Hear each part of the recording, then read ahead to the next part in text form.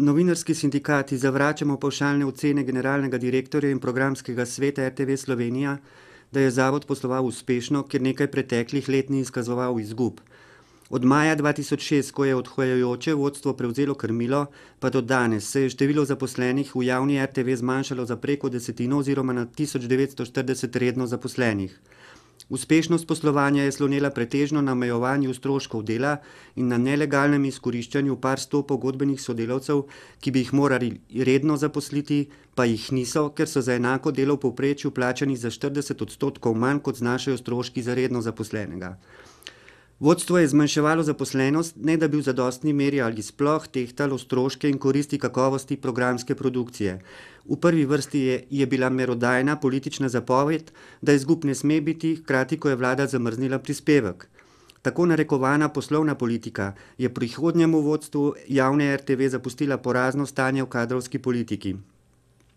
Blokirala je medgeneracijsko menjavo, zaradi česar je starostna in izobrazbena struktura zaposlenih slabša, posrednih vplivov na kakovost programskih vsebin in avtonomijo novinarskega dela žal ni mogoče izmeriti v poslovnih terminih.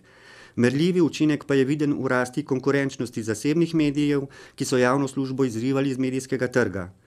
Na seji sredi decembra je programski svet sklenil iztek svojega mandata še z nezakonitim posegom v avtonomijo javne radiotelevizije. Izglasoval je namreč, da naj vodstvo in uprava uveljavi celotno spremembo člena poklicnih meril in načel novinarske etike, po kateri delavec, ki bi kandidiral na volitvah 2 oziroma 4 leta, ne more opravljati uredniškega ali novinarskega dela v informativnem programu. Od junija dalje je programski svet sedaj že tretjič obravnaval omenjeno spremembo poklicnih meril, vendar pa je tokrat odločno prekoračil svoja statutarna pooblastila in posegal v pristojnosti generalnega direktorja.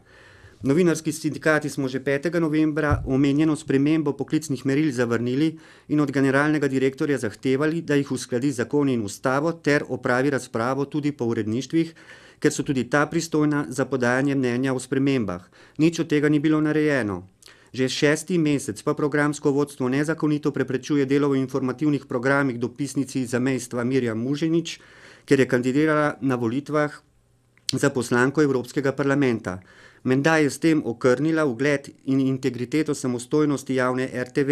V prvih vrstah zadnjega srečanja Zbora za republiko, torej zbora uglednih desno opredeljenih intelektualcev, pa ista televizija prikazuje direktorja Radia Slovenije Vinka Vasleta in direktorja TV Slovenija Jožeta Možino.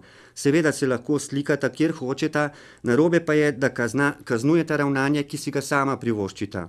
Ker ne verjamemo, da je nekredibilna in poslovno šibka javna RTV v interesu javnosti, novinarski sindikati ob tej priložnosti prosimo in pozivamo kompetentne javnosti, medijske in pravne strokovnjake, gledalce in poslušalce, civilno-družbena gibanja, da se vključijo v prihajajoče razprave o spremembah zakonodaje v javni RTV. 80 milijonov letnega prispevka zanjo je kapital odprt in javnosti dostopen komunikacijski prostor. Škoda bi ga bilo zapravljati s ponavljanjem zgodovine.